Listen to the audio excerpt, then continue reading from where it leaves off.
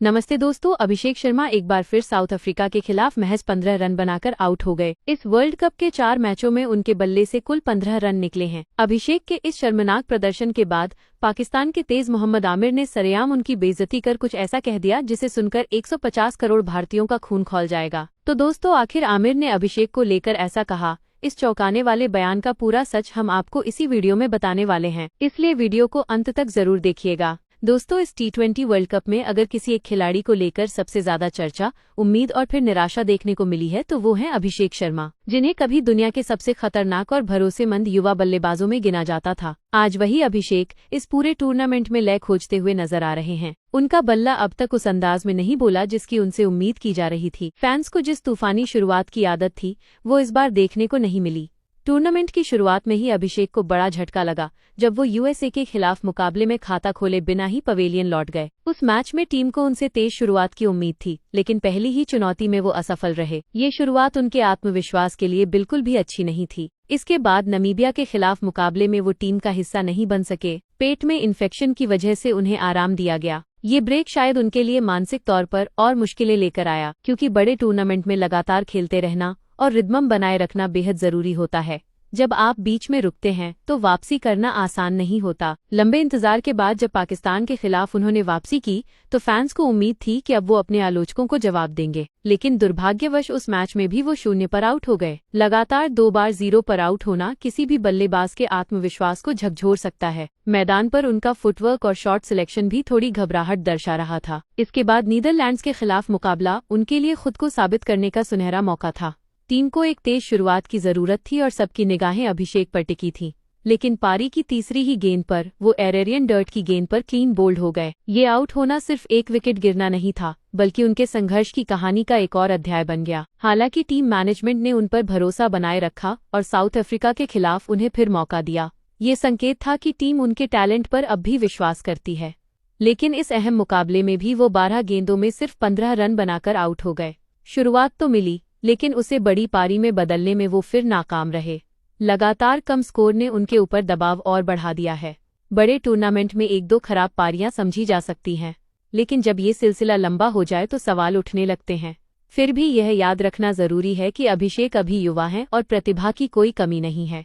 कभी कभी खिलाड़ी फॉर्म से गुजरते हैं, लेकिन एक अच्छी पारी सब कुछ बदल सकती है। अभिषेक शर्मा के इस शर्मनाक प्रदर्शन के बाद पाकिस्तान के पूर्व तेज गेंदबाज मोहम्मद आमिर ने भारतीय ओपनर अभिषेक शर्मा को लेकर बड़ा और चौंकाने वाला बयान दे दिया। जी हां दोस्तों, आमिर ने एक लाइव टीवी शो पर अभिषेक को लेकर ऐसी बात कह दी जिसने सोशल मीडिया पर बवाल मचा दिया। एक पाकिस्तानी चैनल पर बातचीत के दौरान आमिर ने साफ शब्दों में कहा कि अभिषेक के फेल होने के चांस ज्यादा हैं, क्योंकि वो हाई रिस्क क्रिकेट खेलते हैं।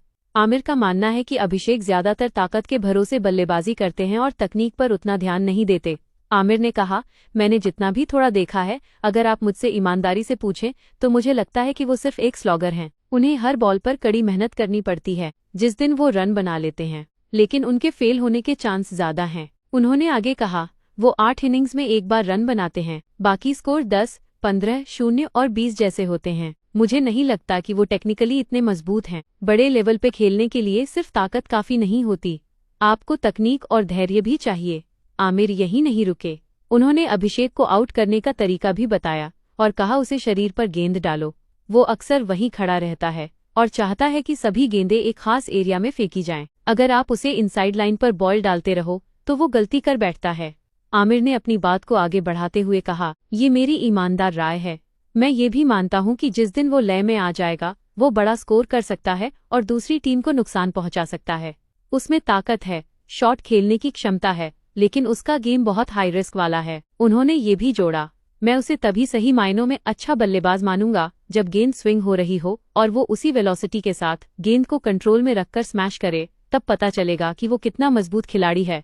कई क्रिकेट एक्सपर्ट्स ने भी इस मुद्दे पर अपनी राय दी और कहा कि अभिषेक में टैलेंट की कोई कमी नहीं है, लेकिन उन्हें अपने खेल में स्थिरता लाने की जरूरत है।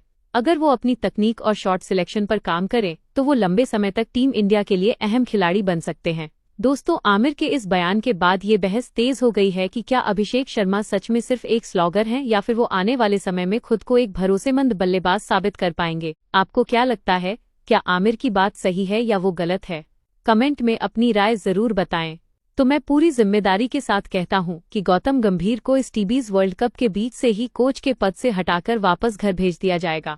हम भारतीय क्रिकेट के गौरव और देशवासियों के सम्मान के साथ रत्ती भर भी समझौता नहीं कर सकते। अगर स्थिति नहीं सुधरी तो मैं बिना किसी देरी के रोहित शर्मा को मुख्य कोच या मेंटर के तौर पर तुरंत टीम के साथ जोड़ दूंगा और टीबीज वर्ल्ड कप की पूरी कमान और रणनीति बनाने की जिम्मेदारी एएमएस धोनी या रोहित शर्मा के अनुभवी हाथों में सौंप दी जाएगी।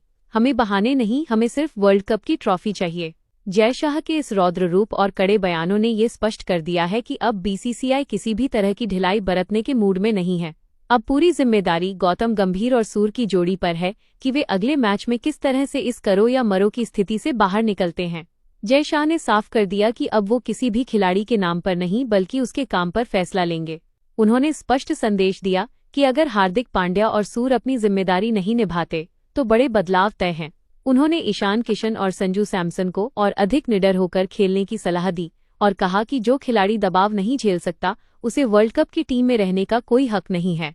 जय शाह के इस कड़े रुख ने साफ कर दिया है कि अब टीम इंडिया में भाई भतीजावाद या पसंदीदा खिलाड़ियों का खेल नहीं चलेगा। अब अगले मैच में भारत को न केवल जीतना होगा बल्कि ये भी साबित करना होगा कि वे अभी भी वर्ल्ड कप जीतने के प्रबल दावेदार हैं। दोस्तों, क्या आप जय शाह के इस कड़े फैसले से सहमत हैं? क्या आपको लगता है कि गौतम गंभीर को हटाकर रोहित शर्मा को कोच की जिम्मेदारी देनी चाहिए? अपनी राय नीचे कमेंट बॉक्स में रोहित इज बेस्ट या गंभीर को मौका दो लिखकर जरूर दें और वर्ल्ड कप की हर ऐसी ही अंदरूनी खबर के लिए हमारे चैनल को अभी सब्सक्राइब करना न भूलें।